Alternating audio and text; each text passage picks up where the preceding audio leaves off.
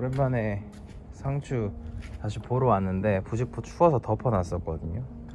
그래서 그저께인가 엊그저께 엄청 확 뜯어졌어요. 그래서 애들이 작아, 되게 많이 뜯어줘가지고 되게 작고, 그 방금 내려가서 좀 먹으려고 되게 작은 것들이지만 요만큼 수확했거든요. 상추, 아사기 상추, 적상추, 뭐 양상추 이런 것들.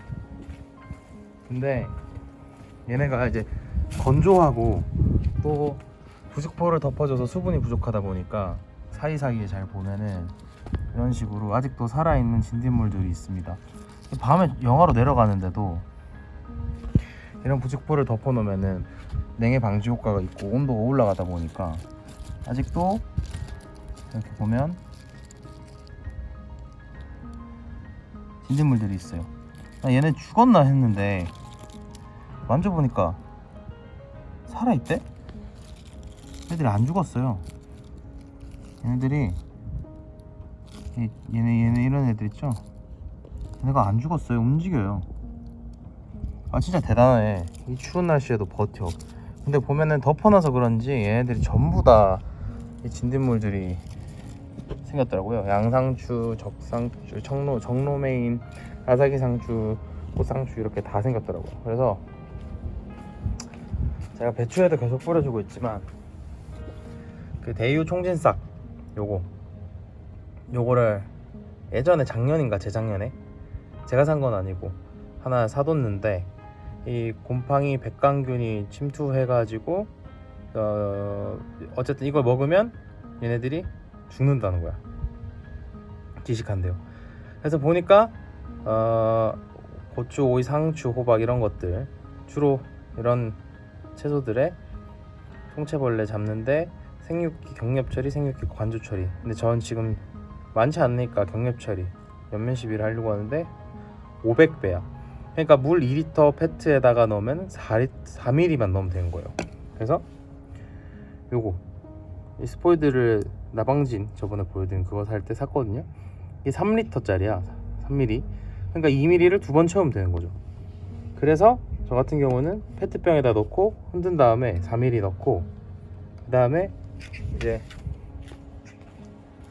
분무기를 샀는데 이렇게 양이 작을 때는 따로 분무기 다 큰 건 안 쓰고 그냥 이런 작은 분무기에 그 덜어서 씁니다.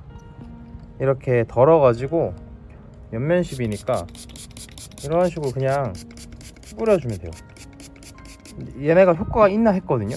근데 예전에도 여기 상추는 제가 사실은 이 상추를 좀 넉넉하게 땅에 심어주지 못해서 좀 밀집도가 높거든요. 얘네가 확 자랄 땐 막 자라. 그리고 지금 봐, 이 딜이 내가 심은 게 아니고 옆에 이거 있죠, 이거. 요 딜이 알아서 씨를 퍼뜨려서 이렇게 돼버렸어요. 그래서 지금 보면은 밀집도가 높아서 밀도가 높아가지고 바람이 잘 안 통하기도 해서. 그런데 이제 얘네들이 진딧물들이 잘 자란대요, 상추에. 그래서 얘네들이 막 엄청 귀찮거든요. 먹으려고 보면은 잘 안 자라기도 하고 상추가. 그래서 보면은 이런 식으로 쭉쭉 많이 있어 보이는데 이렇게 골고루 앞뒷면으로 다 뿌려주면 됩니다. 그래서 다시 말을 계속 해보자면은 효과가 있나 했거든요. 근데 제가 주기적으로 얘를 뿌려줬는데 저쪽에는 배추도 마찬가지로 주기적으로 뿌려줬는데 효과가 있어요. 다음에 와서 보면은 이 진딧물들이 검게 혹은 약간 빨갛게, 어떤 건 더 하얗게 죽어 있어요. 이봐 뒤에 보여요? 보이시죠? 여기 뒤에 이 다 진딧물 같은 거거든요. 진딧물 맞나? 하여튼 얘네들이 그래서 이렇게 뿌린 약들을 먹고 질식해서 죽는다고 합니다. 백광균이라는 곰팡이가 사람한테는 무해한데 이제 이 친구들한테는 굉장히 강력한가 봐요. 농업 하시는 분들 이런 거 이런 거 만드시는 분들 진짜 대단합니다. 진짜 뭔가 조금씩 공부하면서 느낀 건데 진짜 장난 아니다. 농업이 어떻게 보면은 진짜 과학과 첨단 산업의 집약체다, 이런 생각이 듭니다. 왜냐면 또 요즘 또 난리잖아요. 전쟁도 나고 막. 그래서 이제 자급자족이 중요하다는 생각을 저는 뭐 그전부터 했지만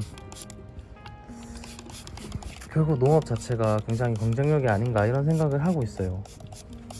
원래 이런 삶을 좋아하기도 하고 저희 부모님도 그 귀농하셨고 그래서 그걸 하면서도 많은 생각이 드는데 어쨌든 오늘은 이런 식으로 집안에서 키울 때도 상추들의 진딧물이나 총채벌레나 이런 거 되게 많이 생기거든요.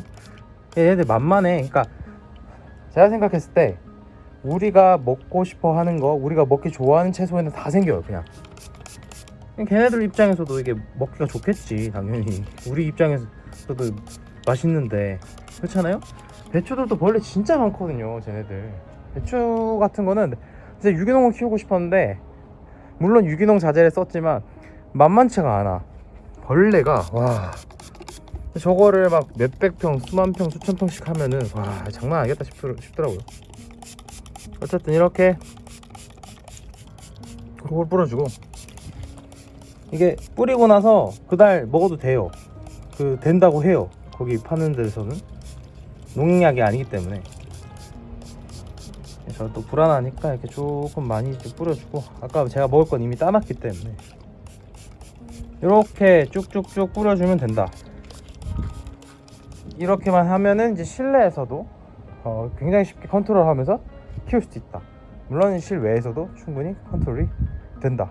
그래서 저는 대유 총진싹이라는 이 약재를 사용해서 방제를 하고 있습니다. 효과가 생각보다 좋다.